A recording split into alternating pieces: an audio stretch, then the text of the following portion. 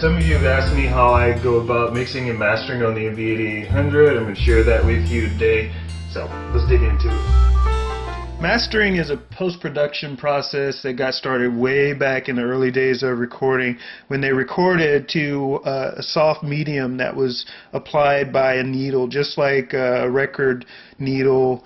And that needle, if you put too much sound on it, it would actually blow the recording. The needle would jump off and it would destroy the recording. So you really didn't want to have like a musician come in and they do a recording and you blow it.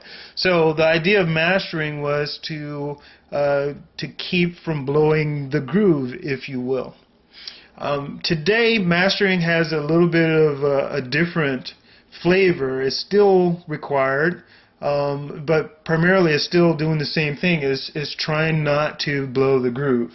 It's used for accentuating the flavor of a sound, of a recording. It's used to compress the sounds in such a way that you turn down the volume on loud sounds, but you don't turn down the volume of soft sounds. And it's used to make sure that the recording goes on to the right medium and not lose too much sound. Some of you may have noticed that if you do a recording and it sounds wonderful and then you put it on YouTube, the process of putting it on YouTube or putting it into video actually changes the sound of it, and all of a sudden it doesn't sound anything like what you want it.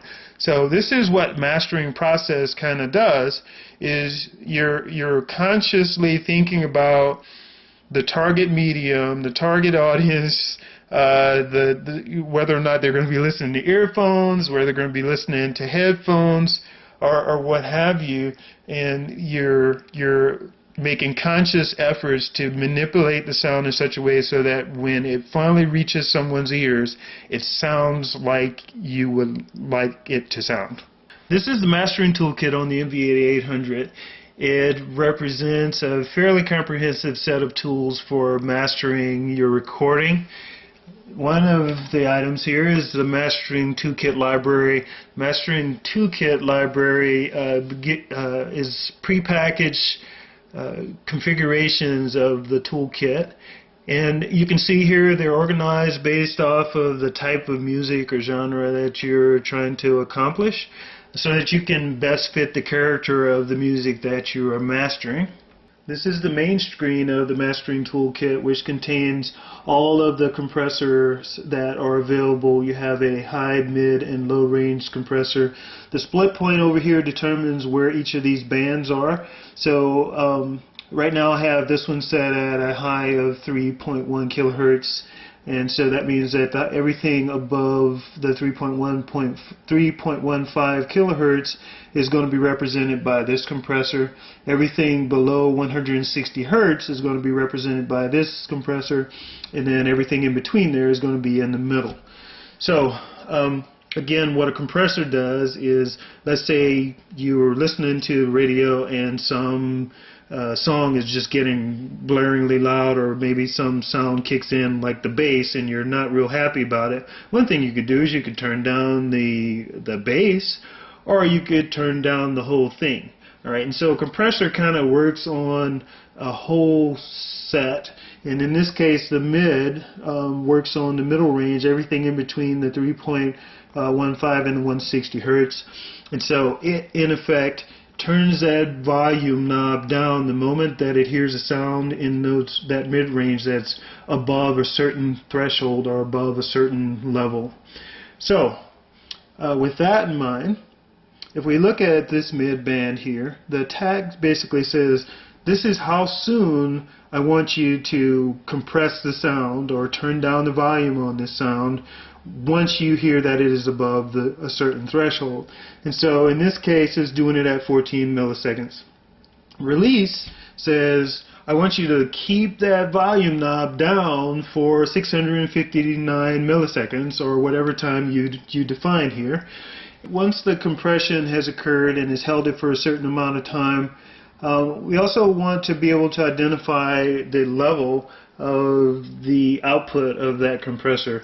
In other words, if I turn down the volume on like the really loud sounds, what happens to the soft sounds? Well, the soft sounds actually wind up getting reduced as well. And so what the level does is it actually boosts the output of it so that your softer sounds and your loud sounds all kind of come into the mix at a certain volume. And so this level here, I'm adjusting it up by 2 decibels. Then the threshold just basically says at minus 10 decibels, or basically whenever the sound reaches minus 10 decibels. If you don't understand the decibel scale actually starts at like minus 48, even lower than that, minus infinity actually. And but this meter doesn't even start showing sounds until they reach a minus 48 decibels. And then the idea is that as the sound gets louder and louder, it reaches up towards 0. And so what the threshold does is it says that when the sound comes in, and the way I've got it here is I've got minus 10 decibels. So somewhere around here, if a sound gets louder than that, then the compressor is going to kick in. And the ratio of compression means that the louder the sound gets, so let's say if it comes in at like minus 4 and I'm compressing at minus 10, then I'm going to make it compress 3 times as much, 3.2 times as much. And this is typically something that you'll see whenever you're doing like vocals. Vocals, I think, are compressed often somewhere around 2 to 3, not much more than that. Anyway, so that's what the ratio does for you. Is like I'm going to press it down harder, or I'm just going to let it grow up a little bit more. So if I turn this down to 0, down to 2 to 1, then it would actually get to go up a little bit higher and higher depending on how hard the sound is. And then this gain reduction meter, the GR just means gain reduction, and it just basically says that if the sound gets really, really loud, this little meter tells you how much of compression is doing to the sound. So it's a useful little meter.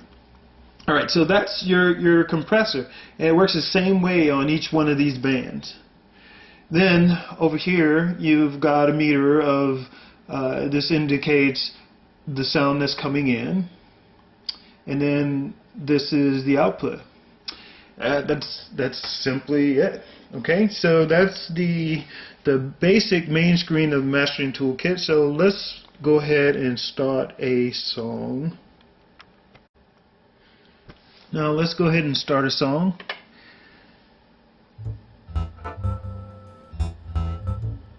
Okay, you can kind of see everything in action. You can see the output is a little bit more.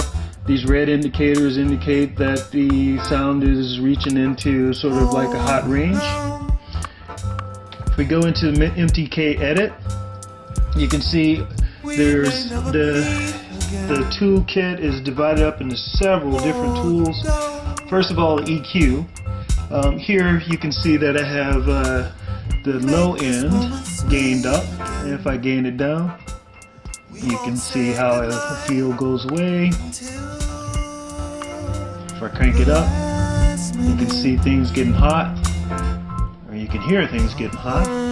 Same thing, you can do this in 4 different bands in the EQ. And I can actually gain up the input. And I can also gain up the output. Now, there's a concept of a Q. It's kind of a technical thing, but it's fairly simple to think of. But the Q basically is the range of the octaves that you are controlling. So, to give you an example.